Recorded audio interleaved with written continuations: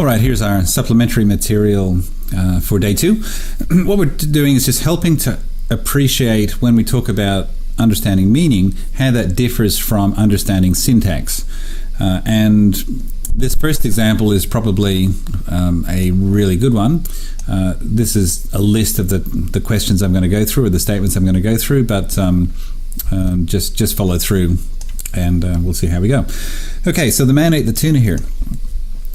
So we understand the idea that here is a location. So see, we've got where is a particular position. It's the present location.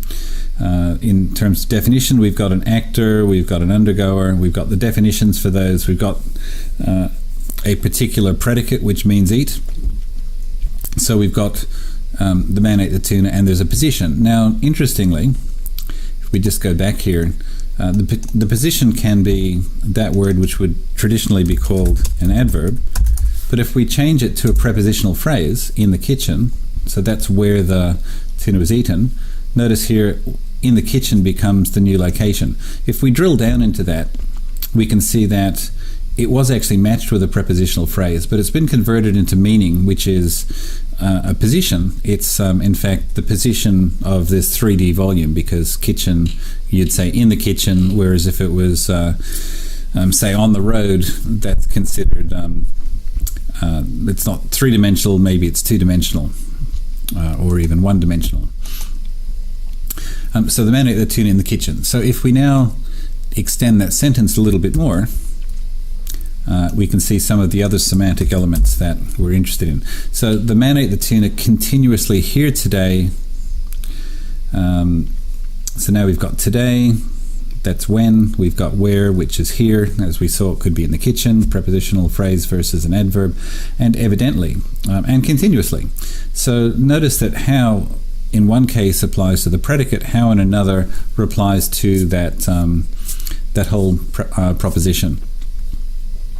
And our logical structures aren't being fully updated, but we're just looking at the breakdown here of effectively the constituents. And we're getting our partial logical structure just for that particular predicate, the man ate the tuna. Okay, so we can now extend that example. Again, just to, if we replace here, we can say again in the kitchen, and we'll make it more interesting. In the garden, and in the garden's just a location, where in the garden, when, today. So you're probably getting it by this point. Now let's convert this into a. We'll add some tense and aspects. So we'll say has been eating continuously. So all we're doing in this case is we're adding a different tense and a different aspect, or different aspects, and you'll see what the results of that are. So in terms of the tense, we've got statement, positive, and present, because it has been eating, so that's present. And then we've got progressive aspect and perfect aspect, so has been eating. And the rest of it remains unchanged. So we've still got the same location. So all we've done with changing that tense is, as you saw. Now if we move the word has to the front of the sentence, this has a very interesting effect on a thing called illocutionary force. So we've just converted it from a statement, which we saw, to now a question. Has the man been eating the tuna continuously in the garden today, evidently? And you can still see evidently is a global how. We've still got today and in the garden as our when and where. We've got the actor and the undergoer unchanged. We've still got progressive perfect aspect. But when we come up here to a overall predicate operator, we now see question instead of statement. So now it's a positive present question. So that's the application of the different elements which in our sequence is now being converted into particular meaning-based elements. Okay, so now let's have a look at a slightly different type of example. The shark ate the surfer the dog saw at the beach today because it was hungry. So here we're saying bit no ate. It's pretty unambiguous, so that means the shark ate the surfer. Now, here we've got the surfer the dog saw. And then we've got a location, etc. We've got when, where, and why at the end. But the surfer the dog saw is almost a sentence on its own, but it's embedded inside this other sentence. So let's see how the meaning matcher does this analysis.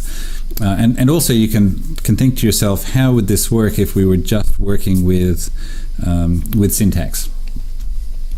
Okay, so here's our full semantic representation. Notice here that the shark ate, so we said bit no ate, so it actually has eat up there.